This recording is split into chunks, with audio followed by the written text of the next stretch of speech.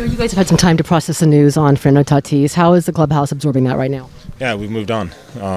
It's hard. You want to sit here and think about, what happened and everything that comes with it. But, we got to move on. We got baseball to play. We got, a bigger thing in mind right now. So, the initial first few days were difficult, but I think everyone's moved past it now and we're moving on without him. Have you heard from him directly?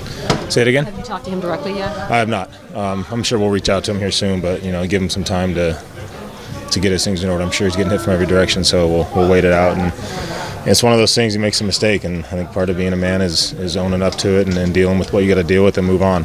Some people are never going to forget this, and some people are going to forgive him. You just got to not worry about that and move forward with it. You and Manny Machado have emerged as the leaders of this clubhouse. Do you think that, would this team be ready to embrace him when he does come back?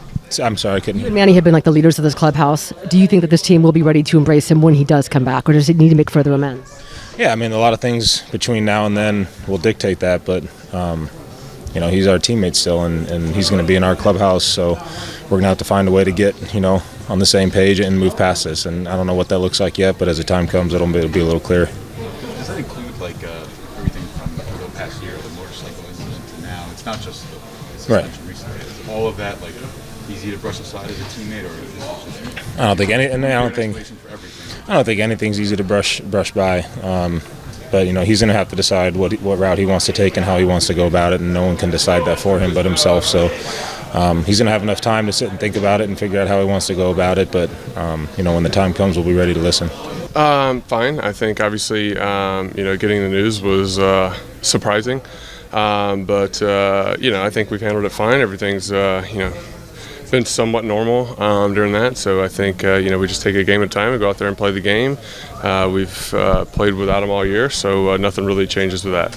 Sure, I think so, for sure. I think obviously doing that is a big step forward. It's obviously extremely difficult to stand in front of everybody and do that. It's just a very tough task in general, but it shows a lot to do that. Even if you are nervous or scared or whatever, that is just something that is a big deal. So if he can do that, that would be great, great obviously. But that's something that would be good, and we'll see if he does, and hopefully he does. Well, do you think the trust has been broken? What do guys in this clubhouse want to hear from him?